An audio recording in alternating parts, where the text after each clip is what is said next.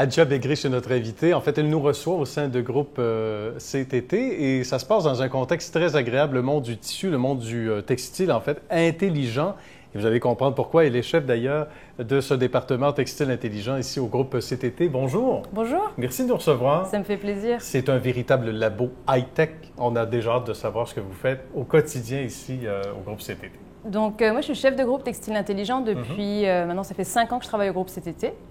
Et puis, on a commencé à aborder les textiles intelligents, donc il y a 5 ans. Oui. Puis, mon objectif au début, c'était de bâtir vraiment une infrastructure sur les textiles intelligents. Donc, on a acquis des équipements de prototypage spécialisés pour faire des prototypes de textiles intelligents. On a une équipe maintenant formée de plusieurs, c'est très multidisciplinaire comme équipe. Oui. Donc, moi, ma formation est en textile. J'ai une technicienne aussi en textile, Patricia Forcier.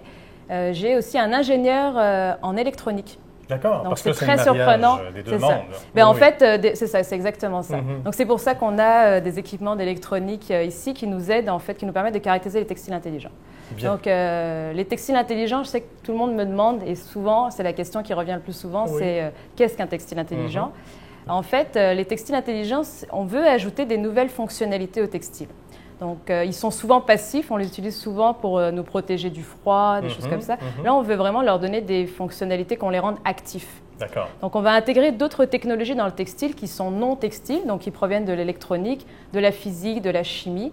Puis, c'est la convergence de toutes ces disciplines-là qui vont créer les textiles intelligents. Quelques exemples, par exemple. Par exemple, là, on développe au groupe CTT une nouvelle gamme de senseurs, les senseurs TexLife. D'accord. Et l'un des senseurs qu'on développe, c'est des senseurs textiles, entièrement textiles, qui nous permettent de mesurer la fréquence cardiaque. Donc, ce qu'on imagine, c'est qu'une personne d'un certain âge qui a besoin d'être surveillée sur la fréquence cardiaque de manière quotidienne ou hebdomadaire, habituellement, elle doit se rendre à l'hôpital et puis on doit lui coller des électrodes sur le corps. Ce n'est pas forcément très agréable.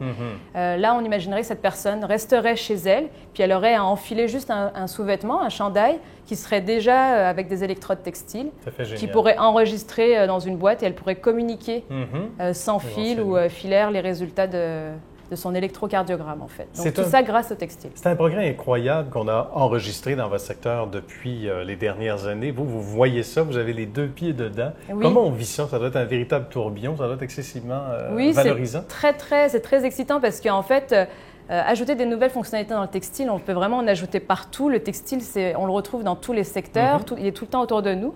Donc, il y a beaucoup de potentiel d'application et on voit vraiment que les textiles intelligents, c'est la nouvelle génération des textiles. Les produits dont on parle maintenant se retrouvent dans le commerce là.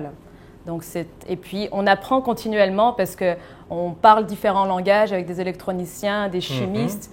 Donc, on apprend continuellement. C'est une très belle rencontre que l'on vient de faire. Merci à vous. Bonne continuité. Merci. Et puis, merci d'avoir partagé votre passion avec nous.